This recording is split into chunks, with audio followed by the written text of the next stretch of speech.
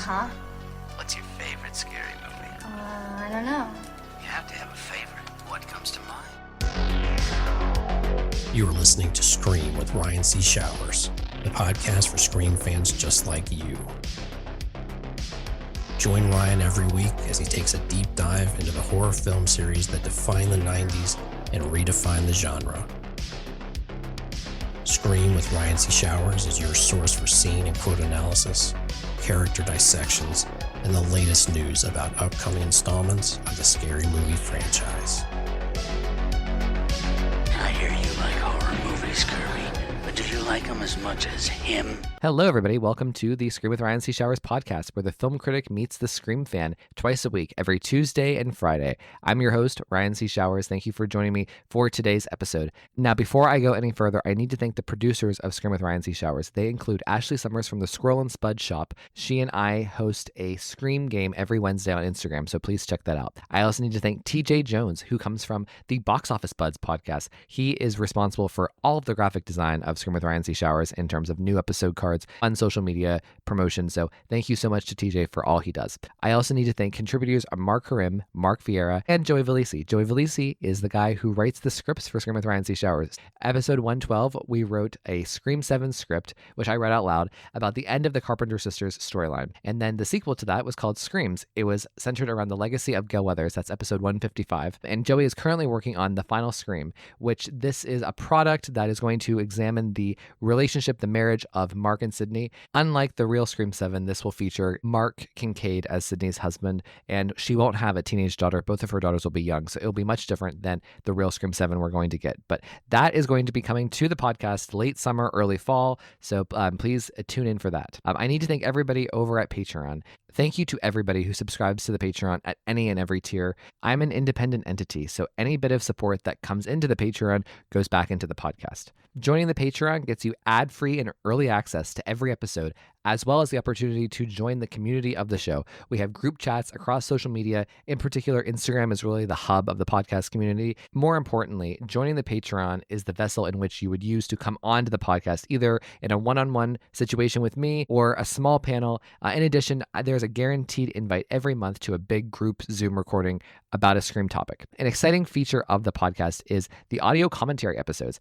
Every Scream fan knows what it was like listening to Wes Craven do the audio commentaries for the original trilogy and Scream 4, with Marianne Maddalena and Kevin Williamson and Patrick Lussier. And what I'm trying to do for my Patreon subscribers is I am going to be performing an audio commentary of a Scream or a Scream-related movie, one per month, every month. And my goal is to try to approach these as I'm doing deep analytical analysis about the characters, about the themes, about just general reaction. So it's something that I'm really proud of and I hope continues to be a cherished part of the podcast. So the commentary is available as a normal podcast episode for anybody to listen to like they would any other podcast, but it will also be available as a video watch along. So everybody, please go over to Patreon, subscribe to Scream with RCS. I would be eternally grateful. So I need to go through and thank everybody over at Patreon who is subscribed as a stab investor or a daddy/mama Ghostface. So the daddy/mama Ghostface of the Patreon are Carrie Tenney, Brett Janovich, Corey Wilson, and Stevie Shears. The stab investors include Allie,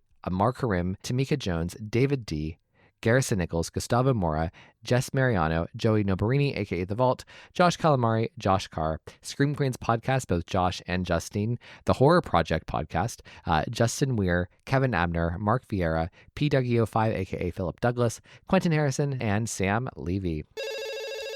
Hello, everybody, and welcome to Scream with Ryan C. Showers. I'm your host, Ryan C. Showers, and it's actually not Scream with Ryan C. Showers today.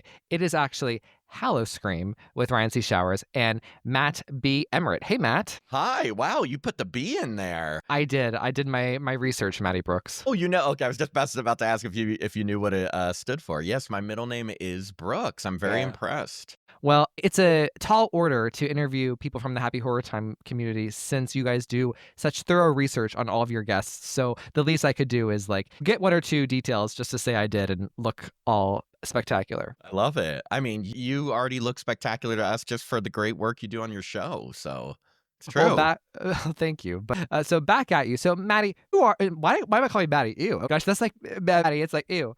So no, my friend. Okay, so Matthew. Okay, who are you and where do you come from? My name is, yes, you're right. My full name is Matthew, but the only people that call me that were like my grandparents who are no longer with us, and every business call I get. So I go by Matt. Matt Emert. I am a co-host of the Happy Horror Time podcast, which obviously you're familiar with us. We review new horror releases and interview horror stars and directors and just people from horror movies, past, present, whatever. We've been doing it for 4.5 years now. My co-host is Tim Murdoch. We've been friends for over a decade. Our producers, the first one is my partner and in all aspects of life, Jacob Randall, and a good friend, Paris Mance. And so that's like podcast wise, me, where am I from? Like, you want to know those types of deets? Oh, I bet, like, where are you from? Like, what podcast are you from? Come on, bitch. Got it. Yeah. So Happy Horror Time. I was like, wow, you want to get into it? So I was born in on November. Let's not you say the year. No. But yeah. Happy Horror Times. It's a fun time. It's a lot of work, but I really enjoy it. I gotta say. Yeah. Well, it's funny. I said the same. I used the same phrase with one of my producers. He does my graphic design work and he helps me with things about the podcast. TJ Jones. I said, "Who are you? Where do you come from?" And he went into, "I'm a straight white male from Culver City." I'm like, what the fuck? Like, no, talk about like, what you do. Like, shut the fuck up. Come on, get with the program. I'm a straight white male from Culver City. Oh, that's amazing. I mean, I guess I didn't even say where I'm located, but we're in Los Angeles, so I'm very familiar with Culver City. Well, but I am not a straight white male. No, me neither. It's literally the first time anyone has ever said, "I'm a straight white male" on the Scream with Ryan C. Showers podcast. I love that. Like, of all things to like designate of all like groups. But you know what? Good for him. Good for him. Matt, oh my gosh, this is so fun to be sitting with you one-on-one. You and Tim and Jacob were on episode 222, episode 222, a few weeks ago in June. So not more than a few weeks ago. But yeah, that was such a fun episode. To remind everybody, Matt's boyfriend and producer, Jacob, and I are very, very good friends. And it was just such a build-up. Like, Jacob and I had been friends for like over a year at this point, and I had never really sat down with Matt and Tim. Like, I don't really know Matt. Matt's kind of a stranger to me, but I know Jacob really well. So it's just this weird dynamic of like knowing one of the three well. So it's just like, there was a lot of stock that got put into that episode, and like it was also kind of a weird episode because there were so many people on, and we weren't going to be recording for 3 hours. Like, I don't do that, So it was just weird. But now it's like this is like the real first introduction that I have with Matt, that I can just actually talk to him and not be like on like a panel, if that makes sense. It really did feel like a panel. It's so funny that you say that because I was sitting here, Jacob on one side, Tim on the other side, and I know people listening can't see, but like there's definitely not enough room for 3 people where I am. So we were crushed in. I was sharing a mic with Jacob. We were all trying to like switch off responding, which is never easy. Yeah. So yeah, I'm kind of happy that I get my own time with you now. Well, so Matt, I have a serious issue to discuss. Okay. My identity was stolen, and I need some help about this. I'm a victim of identity fraud, and I hear you are the most empathetic person in the world when this happens. So can you please give me some advice? This is in relation, I assume, to that story Tim randomly told on our episode. Yes. For listeners, just so I can clear this issue that never should have been brought up, is that apparently I was texting Tim, my good friend and co-host, and I was really busy at work, and he threw in a text that like something had happened with identity theft, and then I missed it because we had been texting so much and I was like working, and I happened to respond to something else, and he thought I totally ignored him and cared more about whatever I was saying. And I was like, I really missed your identity theft text. I apologize. But now I'm never going to live that down, apparently. Redemption for Matt. So you know what? Yeah. Tim got the last word the last time. So I was like, you know what, Matt, show the world that you care about your friends when their identities get stolen, I mean, what Tim failed to tell about what happened after is that I helped connect him to a company that he was able to use that cleared up everything with his identity theft. And I sat with him and helped connect him to that. But, details. We love that. We love it. But, Matt, so just to give everybody, remind everybody, you're the Happy Horror Time podcast. You guys are so awesome. And you mentioned, of course, you do the weekly reviews, which are wonderful. I just listened to your Megan review. I loved Megan. And honestly, you and Jacob saw it before I did. And Jacob kind of primed, I wasn't really looking forward to it. And he kind of primed me like, oh, this is so cool because it's about AI. And then I got really like, ooh, invested. Of course, I enjoyed it more than the original.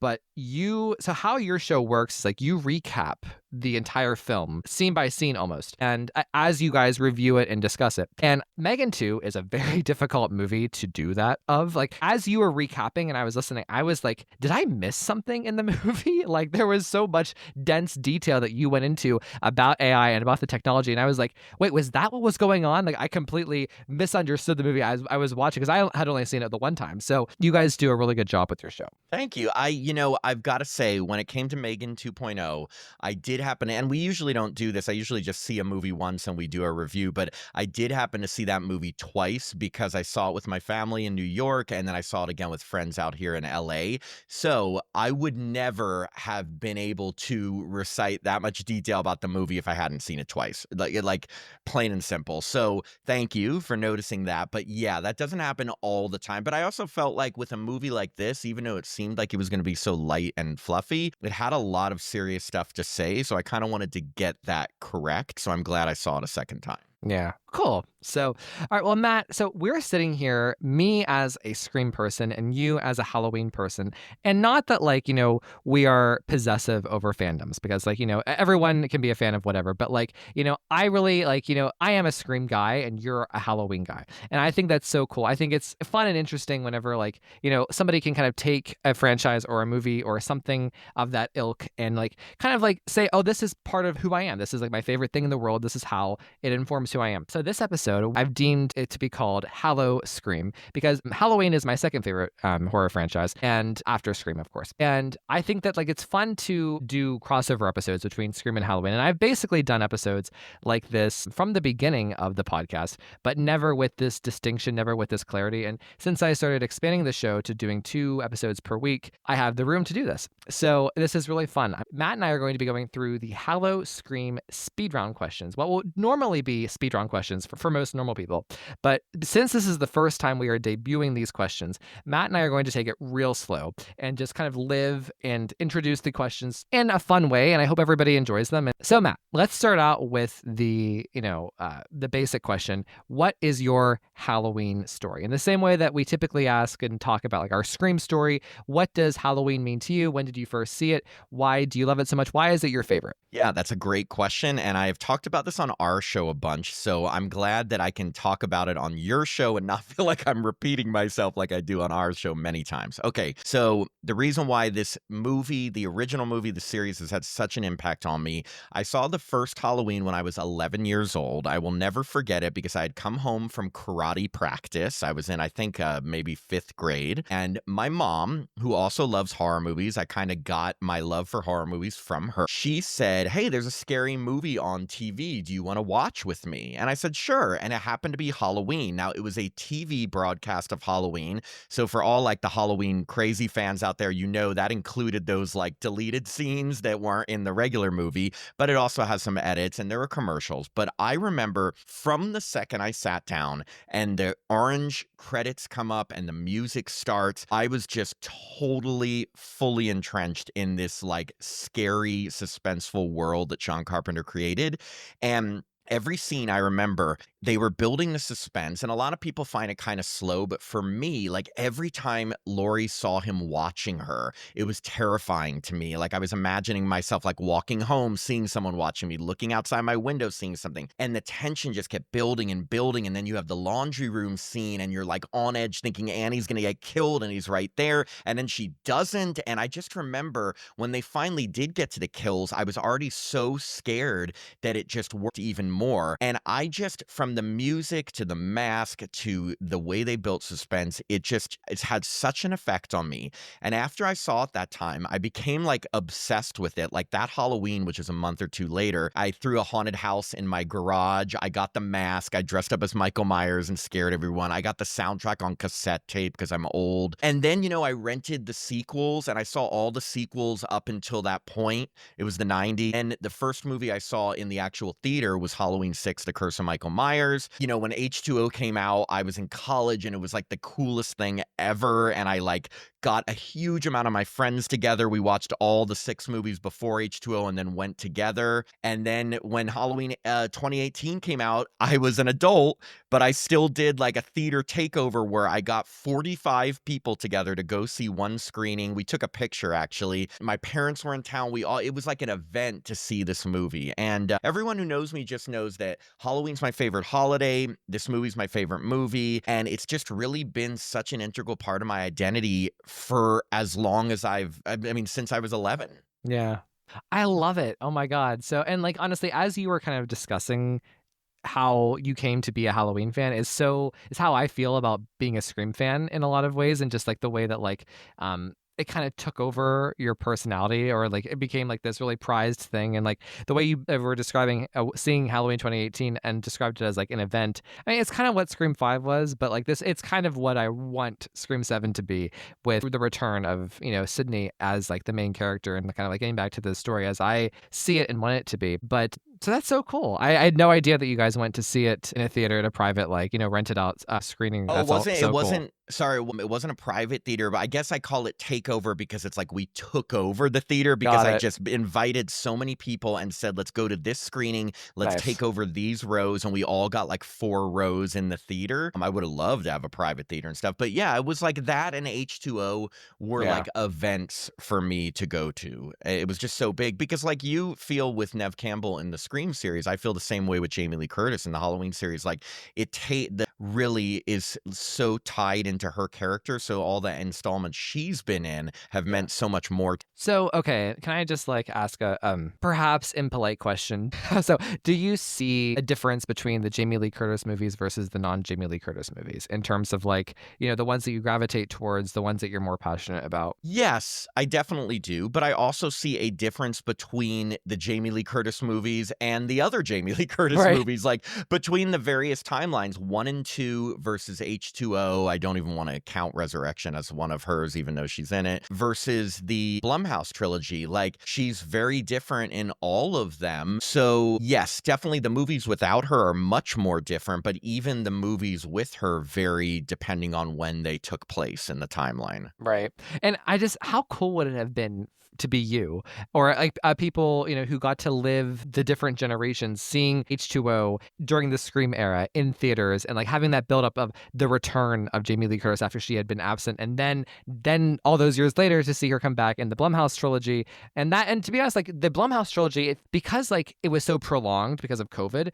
it felt really long, you know, because 2018 through COVID and then 2 more movies, like that's, you know, it was a really fun time to be a Halloween fan. So I feel like to be able to live all of those eras would have been so cool. Oh my God. I remember first hearing about H2O, like, but the internet was barely taking off, so you didn't get news as easily. But I remember when I first read the announcement she was coming back, I was like, oh my God, this is literally like the greatest thing. And then I also remember when I found out the announcement she was coming back to 2018, and she did that picture of her wearing the famous Halloween 1 stuff, and she's like, it was like new clothes, new decade, I don't know, whatever. But I remember the excitement I felt knowing there was going to be a new Halloween movie with Laurie Strode in it. It's just been amazing. And to go through that in 2 different decades has been great. Well, that's so cool. So I'm going to share my Halloween story first. So of course I saw Scream first. And so Scream was the blueprint for me. And of course, Halloween is such a topic. Halloween is practically a supporting character in Scream 1, in terms of just like, it's literally on the television. It's discussed ad nauseum. Casey Becker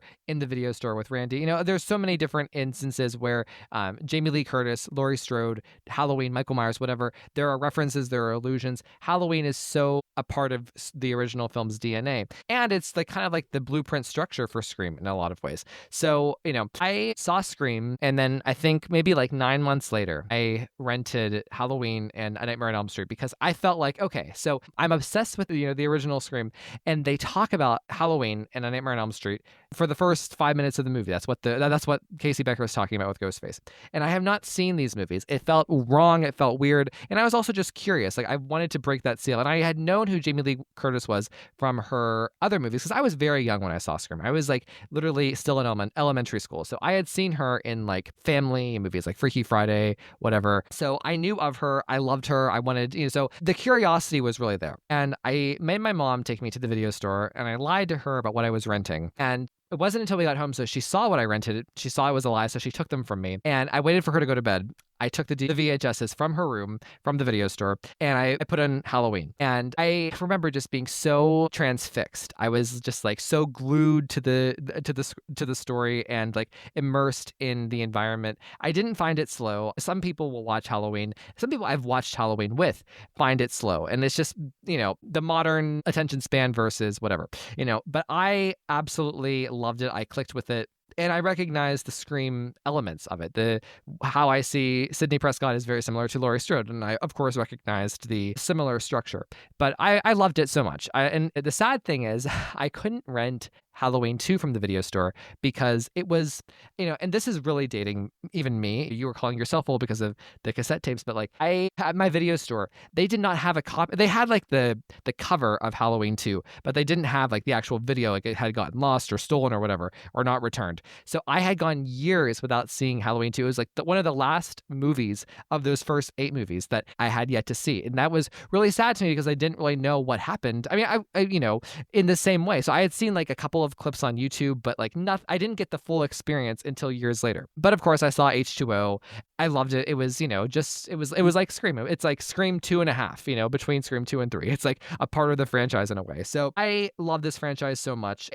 I don't think it's superior to Scream. And not that they should be compared, but, in terms of like quality, because they're very, very different in terms of the focus, in terms of their aims. But at the same time, there's something similar about the Sidney Prescott arc and the Laurie Strode arc, especially the first 3 movies of each. And they're just fun franchises to compare and contrast. So, Matt, any thoughts? That makes sense. Yeah. No, I guess I would say, even though I prefer the Halloween franchise to the Scream franchise, I absolutely love the Scream franchise. It's my second favorite franchise. And one thing I will say about the Scream movies versus the Halloween movies is, for me, there hasn't been any majorly disastrous Scream movies, but there have been a couple disastrous Halloween movies. So in that respect, I think the Scream series would, if you were comparing the two, would prevail over Halloween. Now, again, Halloween is still my preferred series, but there have been a couple entries that like I really, really dislike, and there has not even been one Scream that I really, really don't like. There's ones I like better than others, but there's not one that I dislike like I like some of the Halloweens. With that said, there's also some Halloweens that are just incredible, and many of them. So, Matt, in terms of how you see the Halloween films, is there an ebb and flow with them since there are so many films, the 13 films? And do your opinions change about the films over time? Like, do you go through, like, a season of Halloween and then, like, really gravitating towards Halloween 5, and then next year you're repelled by it? Or are you consistent throughout? Funny enough, I've been fairly consistent when it comes to the Halloweens. I mean, number 1 is my favorite by far, and never has any other installment come close to the original for me. But my feelings on some of the middle movies have changed like a little bit here and there. Mostly, I would say like Season of the Witch, the one that really, the Michael Myers-less one. I used to be so anti-Season of the Witch because it had nothing to do with Michael Myers or Laurie Strode or whatever. But as time has gone by and I've seen it more times, I've become more appreciative of it. Does it feel like it's part of the same world? Not really, but it has the John Carpenter aspect of like the score and just the feel, the grittiness, the darkness, and the way it's filmed, even though he was just sort of peripherally involved. But so I still appreciate it, and I've appreciated it more now. When it comes to a lot of the other movies, even though there have been some that have been ebbed and flowed a tiny bit, it's pretty consistent with the ones I really like and the ones I'm not so fond of. Right. And I think that right, exactly. I think like the Jamie Lee Curtis ones will always mostly be in the upper half for me than the non-Jamie Lee Curtis ones, Resurrection being the exclusion, of course.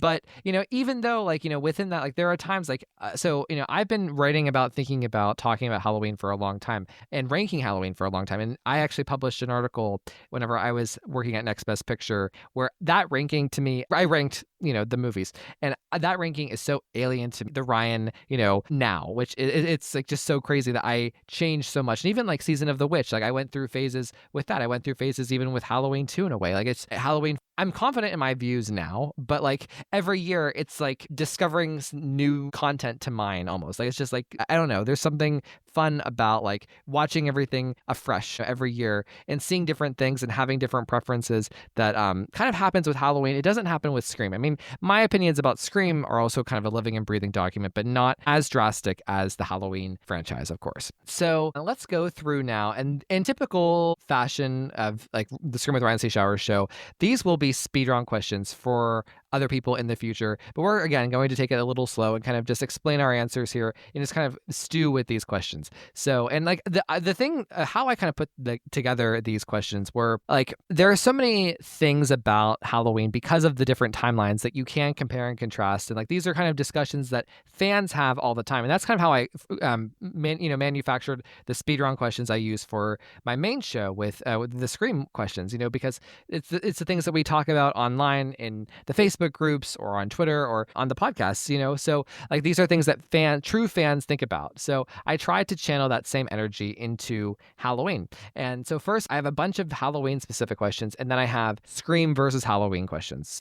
Better Laurie Strode comeback, Halloween 2018 or Halloween H2O? Okay, so I looked over all these questions before this, and this, funny enough, this was one of the toughest ones for me because H2O and 2018 are my next favorite two movies after the original. And I think both of them are so good and done so well. And I've gone back and forth with which one I like better, but that wasn't the question. It was better Laurie Strode comeback. What I would say... It could mean which one you like better. You answer whatever your heart says. However you interpret it. My heart says 2018, and I know there's a lot of people that really, really, really love H2O more than 2018, and I actually love H2O, so they're very close to each other.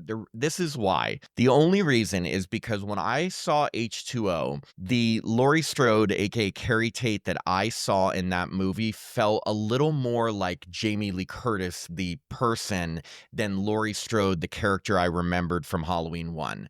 When I saw 2018, I really felt like I was watching Laurie Strode 40 years later. Like the first scene with the podcasters, when you can see the hurt behind her eyes, when she's so closed off and traumatized.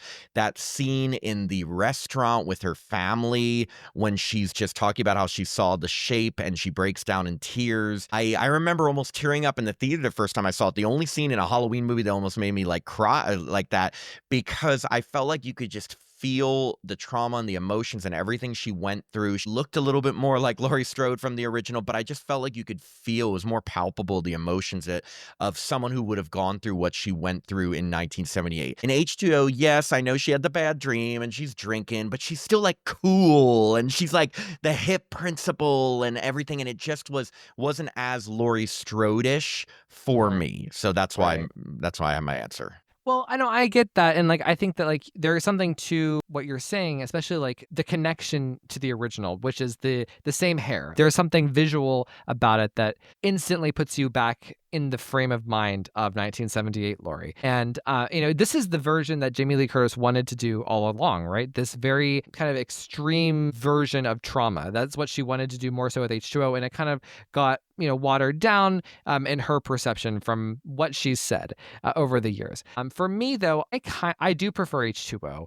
I prefer the subtlety and the nuance and the discussion it has about those things that you listed, the alcoholism, PTSD, and just like the more nuanced, grounded approach to her trauma and the exploration of her relationship with her son. Something I value about H2O that I think Halloween 2018 lacks is those conversations that she has with Adam Arkin's character at the restaurant and then at home. Those are very Sidney Prescott type of conversations, and I really connect to that. I connect to the vibe of H2O. It was partly written by Kevin Williamson. It's very much in the vein of Scream. So it's just the movie that I naturally gravitate toward. And in terms of the approach to trauma, it's a little bit more realistic for me. But, I see it both ways in terms of how H2O works as a trauma movie and 2018 works as a trauma movie. Yeah, I mean, I'm not surprised being such a Scream fan that H2O you would gravitate more toward that one because, like you said, it really did feel like a Scream movie, and I think that she kind of in H2O she is more like a Sidney Prescott type of character because I always thought that, to be honest, Sidney Prescott was always a little bit stronger at the beginning than Laurie. Laurie was a lot more meek, shy, kind of was a little bit of a pushover with her friends, whereas Sidney was never like that. So I think the Laurie in H2O, she is a lot stronger when she's dealing even with her son, with her boyfriend and stuff, whereas the Laurie in 2018 is like broken. And I guess in my mind, I thought someone like Laurie in Halloween 1, having gone through what she went, would probably be broken. And that was just how I kind of perceived it. But I also don't have that. I mean, thank God I don't have the life experience of having gone through something like that. So I don't know how it would affect you 40 years later. But I can imagine if you didn't get the help you needed, how it could really, really fuck you up. So I'm gonna actually reveal a detail I haven't really shared so much. Whenever I first saw 2018, I was so disappointed in it. Because I was holding it to the standard of H2O of the original Scream trilogy, and I even I was on the podcast review for Halloween 2018 on Next Best Picture back in the day, and I was so negative, and I listened back to it once, and every single thing that I said was almost a comparison to H2O, which is so unfair. And for me, something I had to do during COVID, even though I was disappointed with it, even though I was kind of disgruntled by it, I kept watching it, and I didn't really understand why. And what I did was, and how I compartmentalized and began to understand this new trilogy for what it was doing, is I kind of view it as almost like a separate entity. Like, this is chapter one of a new franchise. And once I found that angle, it really made me appreciate everything that was done. And I think 2018 is a beautifully crafted, almost more epic movie than H2O, but I appreciate the writing of H2O a bit more overall. So No, yeah, that makes sense. I mean, it's not, again, I've heard all different opinions, and I know some people that are huge, huge Halloween fans that really don't like any of the Blumhouse movies. And the thing is, everyone's entitled to their opinion. That for me, the 2018 movie was everything I wanted from a 40th anniversary Halloween, with all the fan service little scenes that replicated the original, putting Laurie in a position I'd think she would be in, making her the main star. That's very important. It was all revolved around her and her family members. And I also thought it had such a great ending with the three women together trapping him, a strong empowerment type of ending.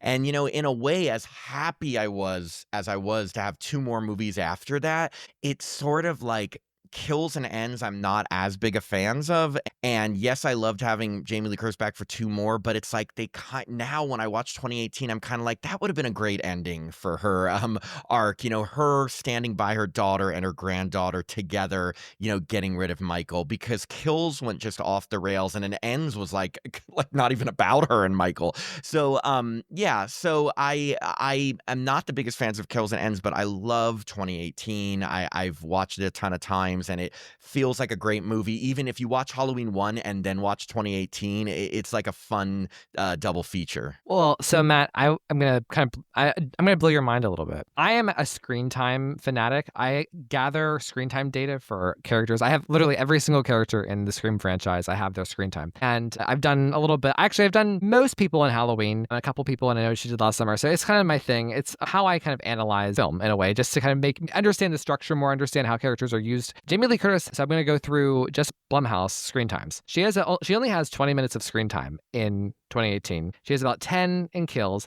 and she has 29 in Ends. So it's just crazy to me that people look at Halloween Ends and say it's not about her, because she doesn't drive the movie as much as Corey does, but it has the most screen time for her in the trilogy, which is crazy. No, I'm shocked to hear that, but at the same time, I guess for me, I would say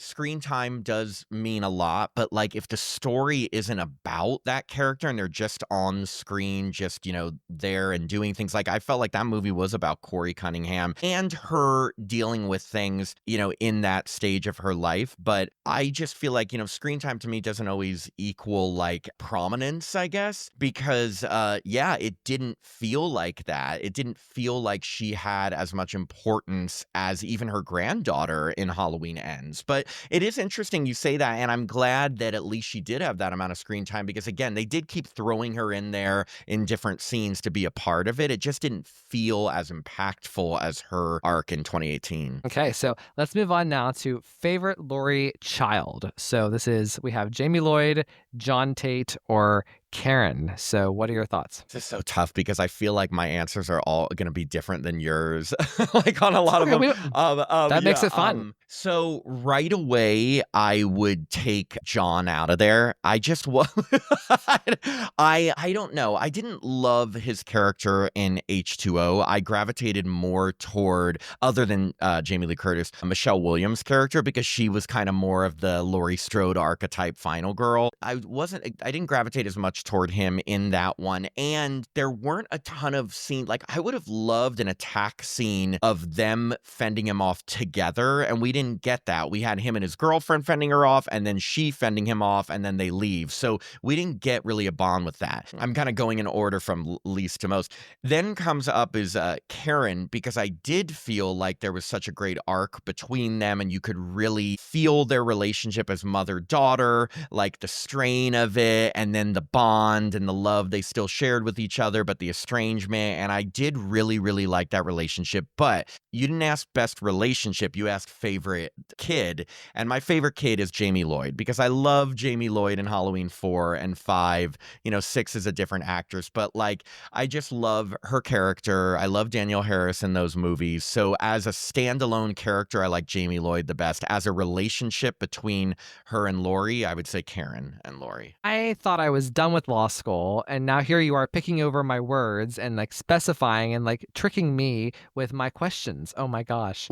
Wait, because I was trying to just take your question really literal, like versus, or were you asking what's the best relationship, or? No, I was just impressed. Like, I didn't even like think about like the difference between child versus relationship. I mean, I guess I did, because like, in a way, I think you could look at Jamie, and obviously she is the best character because she's the focus of 2 movies. And in particular, I really like her in Halloween 5, believe it or not. I think like Danielle Harris, I think her acting is actually very strong, and she carries that movie for however wobbly it is. And Karen is so hit or miss for me. Like, there are sometimes I like her, and then sometimes I find her annoying and grating. But I think John is the most realistic in terms of like the parent-child connection. And like, we never see Jamie with Laurie. So like that's hard for me to answer this question and to pick her over John and Karen. So I'm picking John just because those scenes between them, and that like, the child kind of learning what the mother went through by experiencing it himself, even though it's not as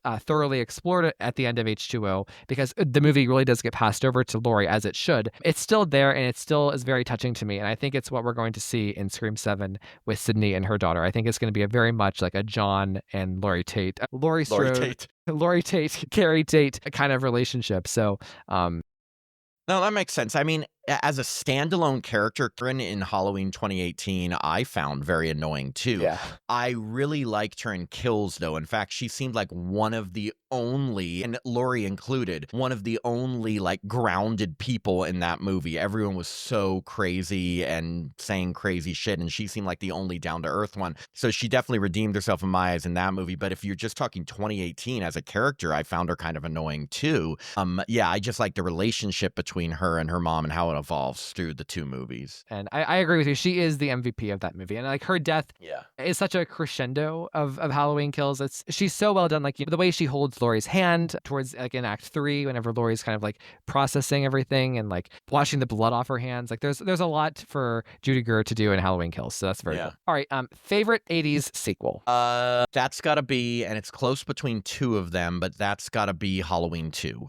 And Halloween 4 follows right underneath, because I do love Halloween 4. Halloween 2, look, definitely pales in comparison to the original, but it really does feel like it's in the same world, and it feels like the same night as Halloween 1. You watch them back to back. It's the same cinematographer. It's not the same director, but John Carpenter was heavily involved because he wrote it or co-wrote it and was like producing it, and so he was very much there. So it really does feel like a continuation. And I love the hospital is a scary setting. setting because it is so fucking dark and like nobody's there. And yes, it doesn't build the suspense like the original, but they couldn't do that again because he had already started killing. So they can't then go back to him stalking again. He had to just continue killing. And it was the 80s. So yeah, Halloween 2 was my favorite 80s sequel in the Halloween franchise. I agree. And it's mine too. I mean, like the original Laurie trilogy, in my opinion, 1, 2, and H2O, though that is where my heart is with Halloween. I do love the Blumhouse trilogy. I've grown to really appreciate Season of the Witch, and I enjoy watching the Jamie Lloyd films, but this is where it's at for me. And I co-sign basically everything that you said, and I just think that there are some very ambitious things that Halloween 2 does that, yes, it's not as perfected as the original, but it's still pretty fucking awesome. All right, so preferred Blumhouse sequel, Kills or Ends? I'm making it tough, Matt. Kills.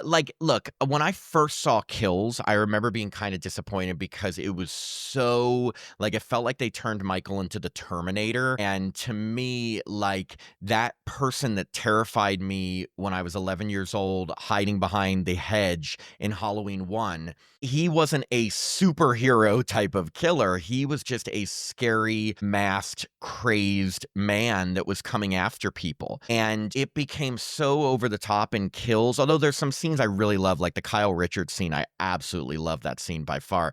But Kills, though, still felt like it was in the world of Halloween with him, him going off and killing people. As much as it became a little bit too much, and the people in the mob with Evil Dies Tonight becomes laughable, and that movie probably has the most laughable line reads, even from Jamie Lee Curtis, I've ever seen in one of these movies. But with that said, Ends to me was such a departure from the formula, and again, I know that's what David Gordon Green wanted to do, and kind of related to Season of the Witch and everything, but it didn't work for me because I wanted the final movie of the final confrontation between Laurie and Michael to be building up all about the story between them. And even if it was kind of a retread of 2018, I wanted that. I didn't just want a 15-minute battle at the end and then the rest of the movie to focus on this other character and evil taking a different shape. So I still enjoy Kills more than Ends because it feels like it's more in the Halloween universe that I like. So that's fair, and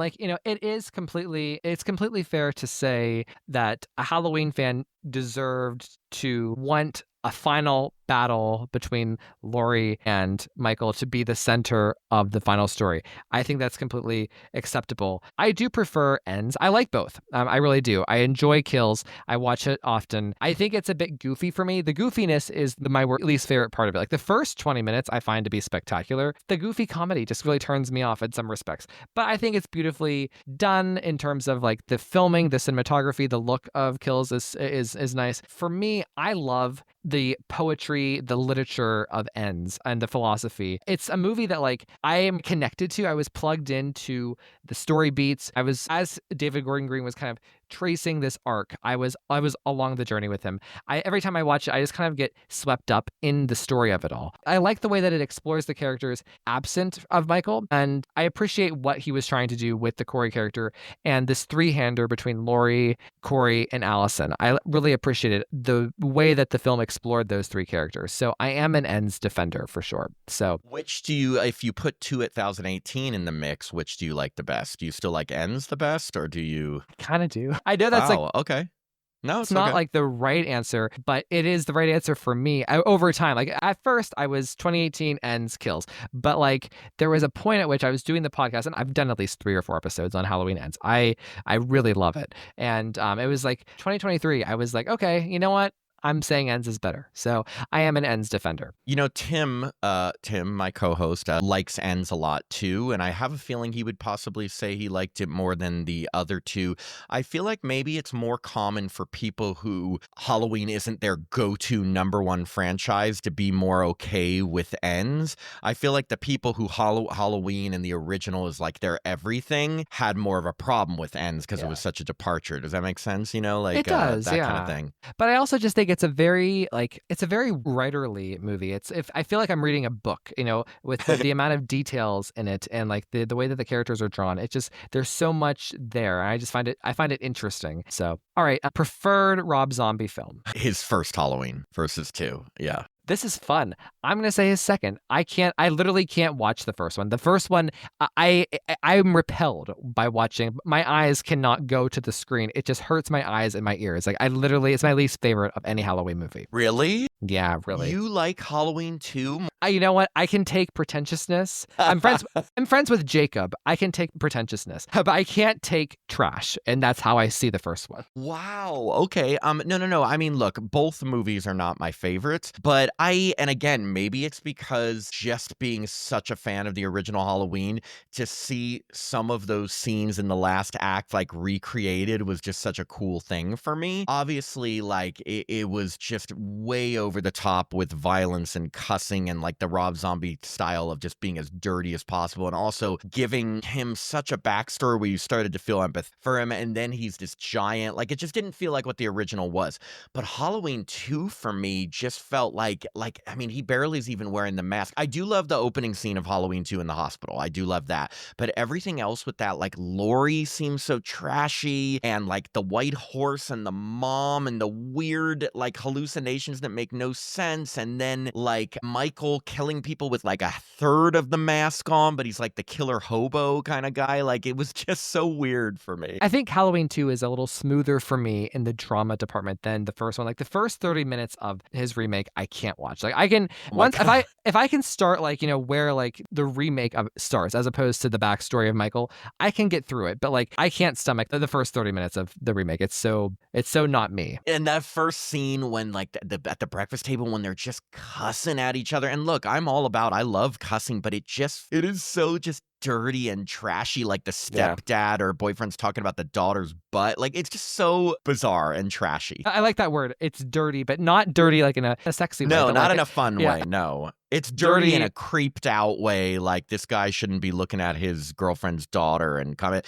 And it's just but I mean, again, it's kind of Rob Zombie's style. And the thing is like, I don't want to put down anybody's style. It just isn't my cup of tea. But like, he has a style and he wanted to bring it to the Halloween series. So, good for him. Well, he really was mean to Scream 2 and 3, so I say fuck you, Rob Zombie. Why he just didn't like them, or? He said he thought Scream 2 and 3 were awful. Wow. Well, I mean, again, I don't know anybody who's going to Rob Zombie for taste when it comes to horror. So actually, that's not true. There's actually a lot of people that really love his movies, and some of his movies are like The Devil's Rejects and House of a Thousand Corpses. Not my style of horror, but respectable movies. So yes, he does have a style and he does it well. It's just not my style.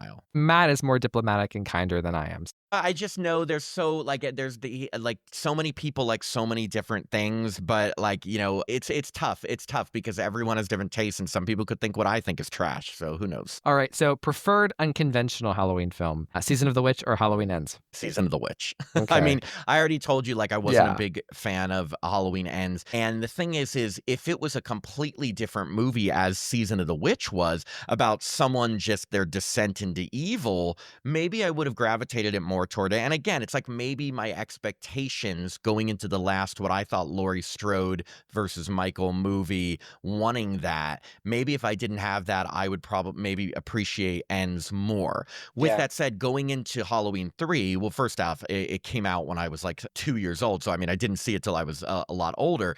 I already knew going in, it has nothing to do with Michael. And again, even after that, though, I still didn't appreciate it for a while. Now I see it. I see the themes of it. I see the score, the way it's filmed, and I really enjoy it a lot, actually. So that's, again, like when you were asking me about the movies of change in my ranking, like that is the only one that's consistently been up. It's never going to be in like my top 4 Halloweens or 5, but it is always going up because I appreciate it. And I like both. I really do love Season of the Witch, and I've grown to appreciate the filmmaking and the approach and how scary it is and the deaths, but it's just probably outside my top 5. But whereas Halloween Ends, and for me, I think this is also a clear difference. I think people who love Michael, and I love Michael, I do.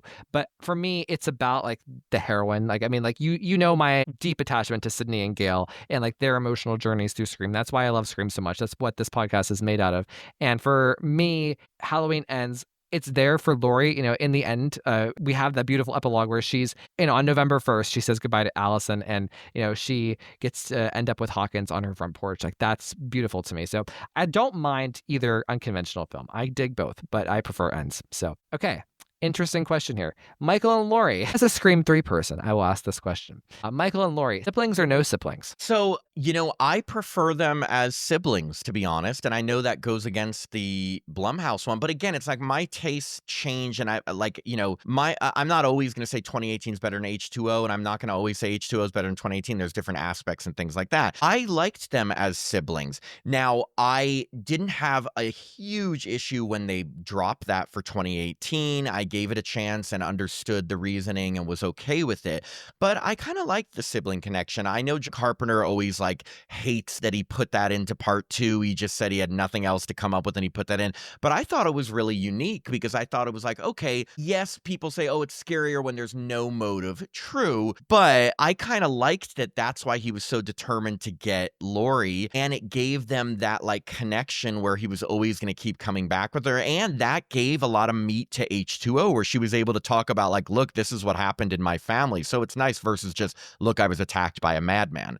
So I liked them being siblings. And actually, one of the biggest things I didn't like about what the Blumhouse trilogy is that they did get rid of Halloween 2, because I don't think they should have, Yeah. But again, they would have had to acknowledge that they're siblings, and they didn't want to do that. Right. And so I basically co-sign with the added, I'm a soap opera person. I was raised on soap operas, much like Tim with his Bold and the Beautiful obsession. But so the siblings thing is very soap opera-y, but at the same time, I think it's so rich narratively. It's more emotional, it's more passionate, and I love that. And it makes more sense, and it really makes her trauma in H2O be very clear. And it just puts things in perspective in a more precise way. And of course, I'm a sucker for Sydney and Roman, so this follows logically. In a lot of ways, H2O and Scream 3 have so much in common. Actually, I think it was episode 77 of my show that I compared the two. I'd love to redo that episode someday because they have quite a lot in common, and they're also my faves. So Yeah, well, I mean,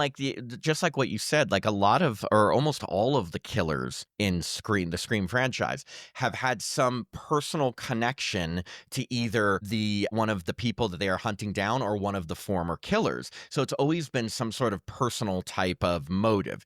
Now, Halloween, without the sibling connection, it's just completely random. Again, some people say that's scarier, but I kind of liked thinking about it more okay, it's because she's a sister. And, he did kill his sister in the opening scene. That kicked off the entire Halloween franchise. So I kind of wish John Carpenter didn't knock his decision to add her as a sister. And 2, I actually thought it was kind of genius. Oh my God, you thought back to your opening scene from your first movie and thought, hey, now let's connect him to the other girl and make it the same sort of thing. So I thought it was a great connection. And it gives him a clear motivation from the first scene through the decapitation in H2O. So I think that's brilliant. And it also gives a lot of life to the Jamie Lloyd storyline. So I think that it was for the better. But the nice thing is we have our choose your own adventure, so you can have it both ways. You can have the randomness and the scariness of that, but also the family ties cut deep other storyline. So, and speaking of favorite timeline, so Halloween is very famous for having so many different timelines and start stop bases. So we have the Carpenter timeline, which is 1978, 1981, Season of the Witch. Then you also have the Dr. Loomis timeline, which is 78, 81, and then Halloween 4, 5, and 6. The Laurie trilogy, which is 78, 81, H2O, and kind of Resurrection, if you want it to be. Nobody does. So, the remake 1 and 2, or 78, 2018, Kills and Ends. So what say you, Matt? What if I was the Rob Zombie timeline? Yeah, no. You're out of here. I'm just teasing. It's actually funny that I've never heard. So I always look at Season of the Witch on just its own timeline because funny thing is in Season of the Witch, they're actually watching TV and an ad for Halloween comes on it. So it's weird. But because you called it Carpenter, now it makes sense that you put that in that because Carpenter was still involved and stuff. Okay, so to answer your question, my favorite timeline is actually 1, 2, H2O. And I'll tell you why. Because there's 3 movies in that timeline with Laurie that I really, really love. versus in the Blumhouse timeline, there's 2 movies in that timeline that I really, really love. One in 2018. I love 1, 2, and H2O, and even though I do like 2018 a little bit more than H2O, again, I'm judging them as a timeline. 1, 2, and H2O is such a fun threesome of movies to watch, and you have to end it there because Resurrection ruins everything. But it has such a sweet ending for her. It's great. 1 and 2 connect so well, and then, H2O is such a fun 20 years later movie, especially with the opening scene with the nurse connecting to it, and then, just having her, go through everything with knowing that it was her brother, and then having the end scene when she finally decapitates him after almost like feeling a little sorry for him. But yeah, so all in all, 3 movies that are all really good. So that's my favorite timeline. I agree. And just my favorite thing in the world is the Scream trilogy, and 1, 2, and 3, and the cohesiveness of that, the character arcs that run through, the plot arcs that run through,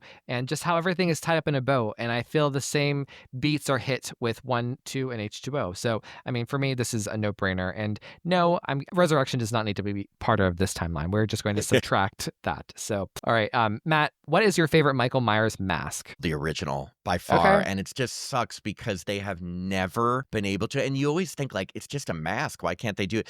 I've never seen a mask as just terrifying as the original. And there have been some that have been pretty good and some that have been really, really bad. But the original by far for me is the best mask. And I love the original. It would be my favorite if not for Halloween 2018. I think that mask is so beautiful. I think it's aesthetically I feel like Halloween 2018 did so much to impact all of the slasher movies that have come after that, in terms of all of the requels, all of the blending prestigious horror with slasher. And I think one thing that it does is it makes Michael Myers very intimidating and scary and aesthetically killer, for lack of a better phrase. It is partly the original mask because that's part of the design, but it's just aged really well. And of course, Scream 6 took this and ran with it, and that's actually one of the few things about Scream 6 that I actually do genuinely love. But yeah, I like the 2018 mask, and I like how it also changes over kills and to ends. Yeah, the 2018 one would, if it's not my second favorite mask, it would definitely be in the top 3. So it's a great mask, and it was such a great return to form. It really felt like it was an aged version of the original. It really did. Yeah. All right. So 1978 best friend preference. Are you an Annie or a Linda? Okay, so I know it's I'm being so what's funny. I'm not a lawyer, but I'm picking apart the specifics of the questions. But it's just because of how they register in my brain. I'm an overly analytical. Okay, as a character, I like Annie better. As a friend to Laurie, I think Linda's a better friend to Laurie because Annie is constantly putting Laurie down, and Linda's so flaky and flimsy that she's just kind of she's a little bit sweeter with Laurie. But as a fully developed character, I like Annie more.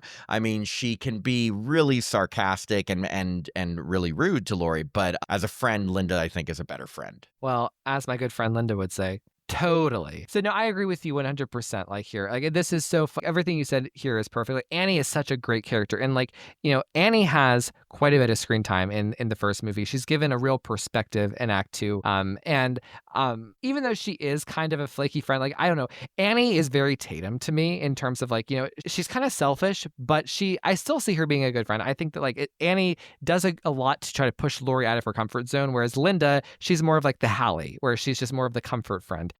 Yeah. But I like them both a lot. They're both so memorable and fun. I think Annie's the better character. Linda, probably the better friend. So, but yeah, no, you're totally right. And even the people that say oh, Annie's so horrible. I used to think Annie was a horrible friend to Laurie too. But when you think about it, we all have friends that we can kind of put down in a fun way, but deep down we love them.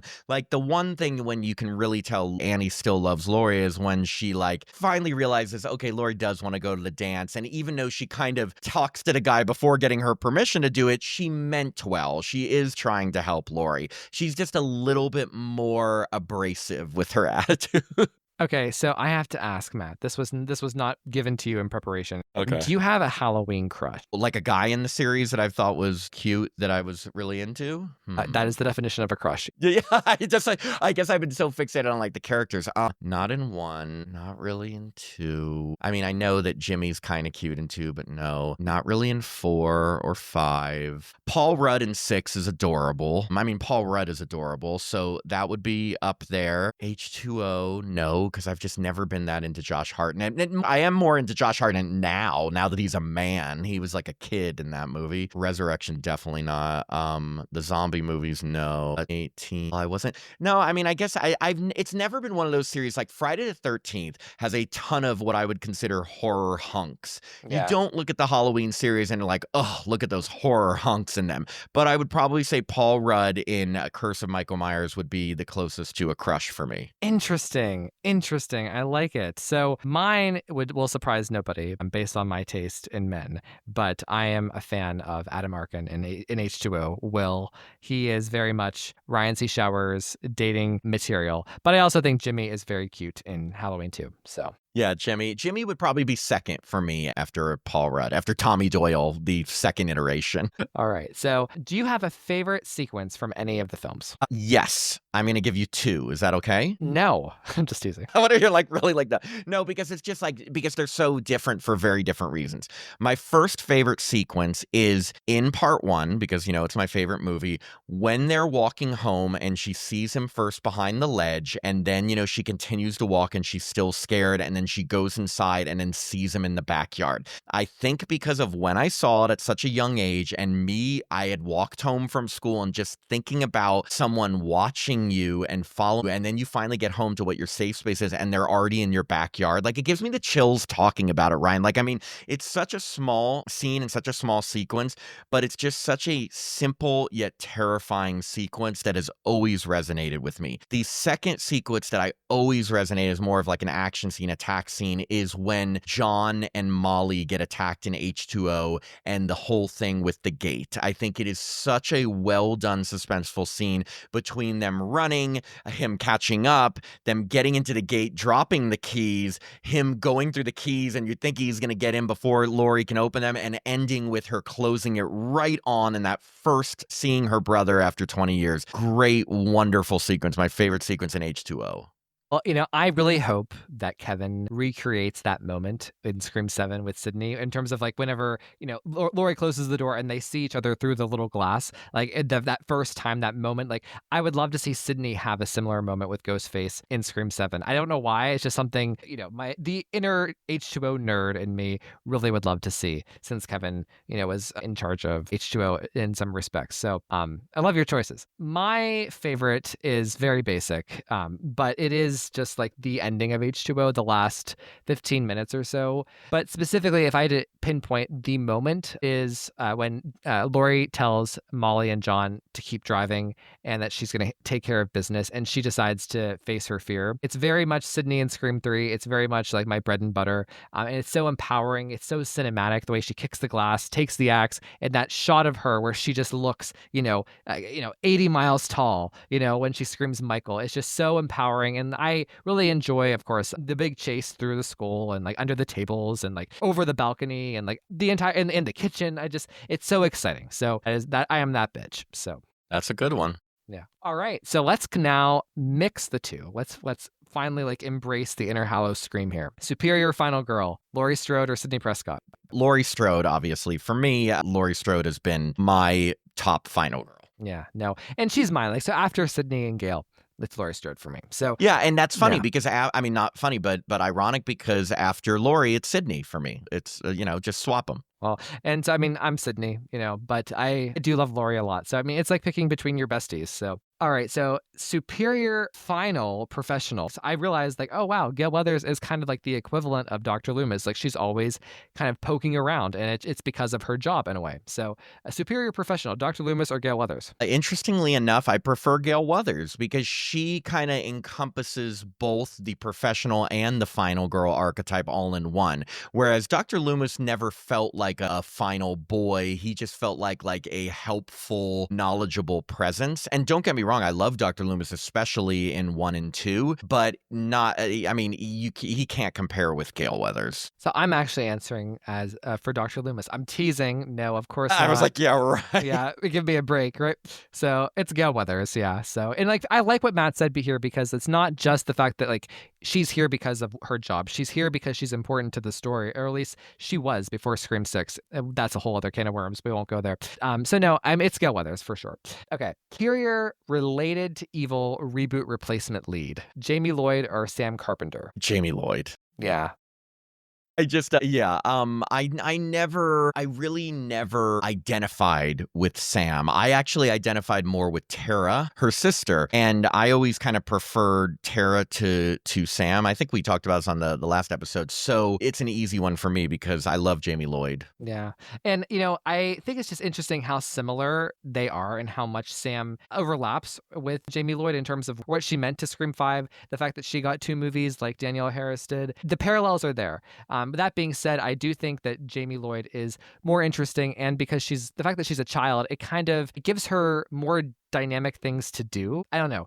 And I think she's just better executed. So, okay. So, superior family storyline. And this is like the Maureen Prescott, Sidney Prescott, Roman, Jill, etc. versus Michael and Laurie, and I guess Judith and the baggage there. But, in this one, I would also side on the Scream side because it's just more fully developed. Like, you feel like Sydney's mom. You feel like Maureen from the first movie to the third movie. When you find out about her past, she becomes a fully developed character, even though she's dead. And then going down to Sydney, then to the estranged half brother, to the cousin. There's just so many more elements. Whereas like Judith, yes, she was a family member, but she's killed in the first 5 minutes and rarely mentioned. Yes, I love the dynamic between Michael and Laurie, and just that one relationship to me is great, but fully developed family dynamic, the Scream family. And again, these are my favorite things about Halloween and Scream is the family dynamic and the family storyline. Better reboot of the franchise away from the previous storyline, Scream 5 or Halloween 4? I would Halloween 4, because not only is Halloween 4 one of my favorite Halloweens, it was different. Like here's the thing, like Scream 5, yes, it did bring back Dewey, Sydney, and Gail. So you could argue, well, that's better because they brought back the original characters, and Halloween 4 doesn't have Jamie Lee Curtis in it. But that aside, I just think Halloween 4 is a better movie. It has so many aspects of it, characters, the introducing between the sisters. Speaking of a family relationship, the sister relationship between Jamie and Rachel was such a strong relationship. They did bring a character back with Dr. Loomis, so there was that continuity, and it just felt like a good Halloween sequel that, if we're not going to have Laurie, the best that they could do, Yeah, no, I agree. And I think that 4 does everything right. It tries its best to kind of reclaim the franchise in very, I think, kind of safe ways, but also like quality ways. They're trying their best to have the best quality. So I'll give it to Halloween 4. Matt, this was so fun. Thank you so much for going through the Hallo-Scream questions with me. Thanks so much for having me on the show, Ryan. I had a blast. I love this topic, and talking about it with you has just been amazing. I'm happy that you came, and I'm happy to have somebody on who knows their shit about Halloween, and like that we can kind of have these meeting of the minds of people who love Scream and Halloween, because I find them so interconnected and I love them both very much. And this is fun to have like a Hallo-Scream part of my Scream podcast. If people want to find Happy Horror Time, to watch any of our episodes, you can find us at youtube.com/Happy Horror Time. It's just spelled how you think it is. And you can find us on social media. We are on Facebook, Instagram, X, Blue Sky, and TikTok at Happy Horror Time. So, give us a listen or a watch, and hopefully you enjoy it. And my horror gays out there, Matt and Tim are both very handsome men, so go check out the YouTube. So, and I mean, it was sad to not hang out with Tim tonight, and it was really sad not to have Jacob here, but you know what? It sucks to suck. So everybody go check out Happy Horror Time. Thanks again, Ryan. So everybody, hello, it's me. Hi. We're not doing that song, but so we are here to discuss a Taylor Swift song of the day. Ashley, hello, welcome, my friend. Hello. Oh my gosh. So, Ash, where can they find you, and where do you hail from in terms of your Etsy store, and where can they find our game? So you can find me at Squirrel and Spud 9. There you'll find my Etsy store, which has Taylor Swift items, Scream items, horror movie, Buffy items. And you'll also find the Scream Game of the Week, which Ryan and I collab on, making puzzles and fun games to interact with. That's every Wednesday. So please tune in and comment and like and tell me what you think. And always send me a DM if you have any fun ideas, because I'm definitely open to hearing what you have to say. And I hail from Canada. This I, is I, where I do I hail hail from? I was like, Canada. I hail from Pennsylvania, but in the United States. But thank you. So, all right. Well, Ash, what is the Taylor Swift song of the day? Is actually the name of a city in Canada. This is Whitehorse. It is track 5 on Fearless, which originally came out in 2008, was re-released as Taylor's version in 2021. But remember, you can listen to any version you want. Written by Taylor Swift and Liz Rose. This was produced by Taylor Swift and Christopher Rowe. And this song is like it's a classic twist on a breakup song, in my opinion, and the letdown. And it takes like that Prince on a white horse narrative and flips it on its head, which is something that Taylor Swift loves to do. And I feel like this is one of like the really first fun times where she got to showcase that flipping some popular saying.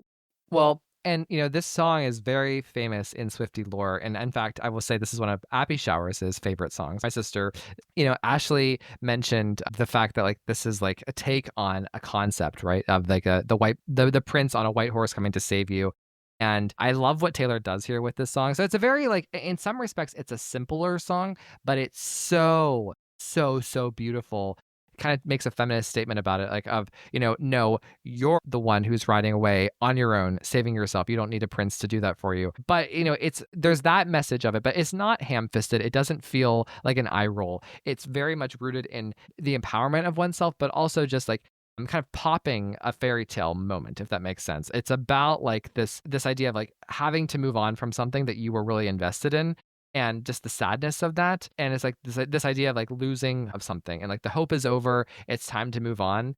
And it's fun because I love the lyrics, but also as you get older, I think you understand the lyrics. It's that type of song where even though it was written by Taylor at a young age, these lyrics mean something different to you. If you heard this song back in 2008 when it was first released and you're listening to the Taylor's version now, as somebody who's grown up, I think you understand them in a different way as an adult. Ash, what are your thoughts? This song, I remember loving it when it came out, and I love it now. There's a lyric where she says, "Stupid girl, I should have known, I should have known." And it makes me wonder if she was a little inspired by Keith Urban's Stupid Boy, because that came out in like 2000, I think. Me quoting Keith Urban, like I'm an expert. And I always like, because that song's about like almost like reminiscing on something similar where somebody wasn't treating somebody very nicely, but from the opposite perspective of this song. But I love it so much. I love how she describes it like, I was a dreamer before you went and you let me down. And she's just like talking about how like she had all these hopes for this relationship and how this person like so intensely disappointed her and saying like, I'm not a princess, this ain't a fairy tale. And it's just like I love that because there is this really annoying narrative that like, especially when like you're a young girl, like they'll be like, oh, like when are you gonna get a boyfriend, like, oh, you're Prince Charming, blah blah blah blah, like, and like the narrative of so many storybooks where and then the prince comes and saves the girl. And I love how she's just saying like, I'm not a princess, like this isn't a fairy tale, and like I'm gonna go do my own thing, like leave me alone, I've got this on my own, and I don't need you around to make myself feel better. But I love there is just like so much sadness in like how she describes some of the feelings that like you feel when you've been feeling like you've been betrayed or let down. And I feel like for such a young person, it's such a lovely, I don't even know. I'm like, I love this song so much. I like don't know how to convey it. Like I think it's so fun. When I was like, if she played this in front of me, I feel like I would just like pass away. Yeah. Well, so, it's interesting. So before we go through some more lyrics, like this was actually the first Grammy award that Taylor won was for this song. She won both Best Country Performance and Best Country Song for Whitehorse, which I think is so cool that this type of song would win that award for Best Country Song because country isn't necessarily always like copacetic with like women's empowerment, for lack of a better phrase. So let's just run through the chorus here. So Ashley's already mentioned a couple of these lines, but she says, "Stupid girl, I should have known that I'm not a princess. This ain't a fairy tale. I'm not the one you'll sweep off her feet, lead her up the stairwell. This ain't Hollywood. This is a small town. I was a dreamer before you went and let me down. Burn. Now it's too late for you and your white horse to come around." And then later on in the song, she changes that up to, "I'm going to find someone someday who might actually treat me well. This is a big world. that was a small town. And I love the fact that she changes up these lyrics at the end of the song just to create this like epic story almost. Like it shows that she really has moved on from this and she's not dwelling. The introspection here is so strong, and like her realizing that life isn't a fantasy, because I think a lot of young people, we tend to fantasize things about romanticize life in some respects. And she's very sober about this. And I know this is gonna make me sound so emotionally unstable, but it is what it is. Sometimes I like whenever like I'm upset about something, I actually kind of say the lyrics to myself, like, I'm not a princess, this ain't a fairy tale. I'm gonna find someone someday who might actually treat me well. And like I don't know, like the idea of like I was a dreamer before you went and let me down. I have felt so let down by so many people, so many men, so many friends out there. And it's just like, wow, you let me down. You took away my optimism and my hope and the zest that I have for something, the purity. You took away my purity. And I think that's kind of what she's saying here. But also, I don't see it as her moping around. I think the fact that she says, I'm going to find someone someday who might actually treat me well. I think that there's a confidence here that she knows this was bad. And the idea of like her saying, this is a big world, there's so much possibility. And that thing that happened, that was just a small town. I think it's so, so beautiful. My God, Ash. Yes, I love it. But I also want to say that I feel like you like quoting these lyrics to yourself is not unhinged. It's actually probably healthy in a way to be like, this is like my mantra that I say to myself when I'm feeling crap.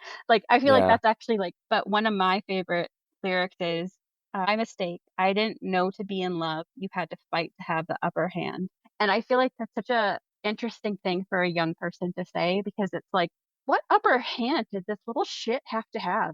I'm sorry, sir, what were you picking? If you were going to Applebee's or TJI Fridays, like you're in high school. Like what upper fucking hand did you need to have? Like it's not like obviously when like I wouldn't say in my relationship somebody has the upper hand, but there are things that each one of us realizes that in our roles as a couple, we might have a stronger perception of how to deal with that problem as a couple. And there's things that I turn to him for and he turns to me for. But like, I wouldn't say either one of us has the upper hand, quote unquote, but I'd say like, there are situations where I deal with it and situations where he might deal with it, but we're doing it together. But I was like, upper hand. I just was thinking about that while we were talking and I was like, dude, like you're 15. Like, what upper hand did you need to have? Like, you got to come to my football practice or we can't date. Like, I'm sorry, sir. If anybody's making you feel like they have to have the upper hand in every single conversation, please tell them that I tell them to get fucked. Please tell them that I tell them to get fucked. Oh my God, so fun. So let's just tie it back to Scream and Halloween here real quick, because this is a Hallo-Scream episode. And I was originally thinking to myself, fuck, what are we going to do for Hallo-Scream? Jeez. But actually, my guest in this episode, Matt Emert, he said the words White Horse about Halloween 2 because Halloween 2, the Rob Zombie remake, is very artsy fartsy. Rob Zombie doing his own thing, really diverging from the remake formula. And he incorporates this metaphor of Michael and Laurie's mother, and a white horse in like a dream kind of. And it's a recurring theme and people love it or hate it. Most people hate it. Matt, literally, as we were recording, he said, I don't know really what's going on with the white horse. I almost fell out of my chair when he said white horse. I was like, well, thank you, Matt. You just did my job for me in picking the song of the week. So, oh my gosh. But, so this song, it's not necessarily about Halloween or Scream, but it just, it relates in some respect because there is literally a white horse. And I just think it's so cool that in Halloween 2, it is a symbol for something, but Taylor's using it for a symbol of something else. And let's also recognize too that this album, Fearless, there is something very like fantastical about it. There's something like otherworldly. There's like, it's almost like fantasy, like, I don't know, like Romeo and Juliet, whatever. And Taylor literally has a song called Love Story. We've all heard it. We've all heard it a million times. And she's playing with this idea that I'm not a princess, this ain't a fairy tale, right after she has just given us that song, Love Story, where it is a fairy tale. They are Romeo and Juliet, you know what I mean? So I think it's very smart of her to be conscious of both ends of the spectrum, if that makes sense. So, Ash? I completely agree. I remember watching Halloween 2 I was working at the movie theater at the time and I had like come off a double shift and was working. I ended up going like we were allowed to have like midnight screenings. and we were watching this at midnight. And I remember like turning to my friend and being like, "Am I high?" But I was just like delirious, like actually so tired. I should have been in bed and like probably high on just sugar and popcorn or however that would work. And like I remember just being like my brain could not compute what I was like digesting. But also this song, like when I was like, how could this be Scream coded in any way? Which is pretty much what I think about everything is how is it Taylor Swift or how is it Scream? I imagine Jill Roberts listening to this song, thinking about Trevor and being like, well, Trevor, it's too late for you and your white horse. But she's just like such a little like stinker about it. And like Olivia's like, yeah, this is like you too. Oh my gosh. Well, it's funny because like I actually have a good Scream connection. So I was listening to this yesterday in the pool and I was just meditating. I think this relates to Sydney because I see Sydney could be using these lyrics to be talking about her moving on from her past. And like this idea of like moving on from all of the trauma she's experienced. I know that sounds silly, but like, whenever you're intertwined so deeply into your own emotions sometimes, like Sydney was in the original trilogy, like she is with the loss of her mother, with the fact that these keep happening, the fact that she doesn't understand these things. I think part of how she has moved on with her life is by kind of like what the sentiments are in this song. Like, kind of seeing all these murders and everything bad that's happened to her for what it is and deciding that it's too late. I'm moving on. I'm not going to let this consume me. And just seeing it very soberly and like this idea of like, I'm going to find a life and happiness someday, that is more than what I've been experiencing with the murders and with all of this loss. I think like the idea of like, I'm going to find someone someday who might actually treat me well. I don't think she would be saying this to Billy Loomis per se. I don't think she'd be saying it to, I think it's more of just the concept, the elusive concept of her life, if that makes sense. And like, she found somebody obviously in Mark Evans, and she has a whole life now that she built, after she decided to ride away on her own white horse. You know what I mean? Somewhere after Scream 4, maybe even during like the era within Scream 4, she set out to make her life better. And that's how I see it relating to Sydney. That I was going to be like, maybe she's saying this to Mark Kincaid before she meets Mark Evans. Just because like she's like, this isn't Hollywood. Like, she's like, I'm literally in a small town right now. The unhinged Sydney being like, this ain't Hollywood. I mean, literally, but I mean, she could literally say that because this whole thing is about movies and like her mom was in Hollywood. This ain't Hollywood, okay? So like, I want a small town. She's like, I don't want to be in a small town. I don't want to be in Hollywood. Someone just act normal around me one time. Exactly. Oh my gosh. Ash, this has been great. Any final thoughts here? Just that y'all go listen to White Horse. It is such a fun song. There is anger here, but like there's a peaceful confidence that she has, that she knows that she deserves better, and a peaceful reflection of like, ooh, wow, this wasn't good, and I'm not going to tolerate this. So I love that about White Horse. So, and I prefer Taylor's version. Do you prefer the original? I'm probably. I like both, if I had to say. It's just because like the original is like what I grew up on, and I love hearing Baby Tay. But yeah. Baby Tay, that sounds like a made up rapper in some like weird movie. But I like both. I don't know if I have a personal favorite. I'd have to listen to them back to back like 20, because I either immediately have a favorite or I'm a both-er. I think a fun thing that we can do with Taylor Swift, the Taylor Swift segment in the years to come, would be like to do like do we prefer this version or that version of the song, the Taylor's version or the original? I think that would be a fun thing for us to do. Ryan, Taylor's version. Ashley, the original. No, there's some nuance there. I mean, yes. But yeah, I think so. So, okay, well, everybody, thank you for listening. We'll see you next time. All copyrighted material used or referenced in this show belong to their rightful owners and made possible by the Fair Use Act. And number 3, never, ever, ever, under any circumstances say, I'll be right back. Because you won't be back. Get another beer, you want one? Yeah, sure. I'll be right back!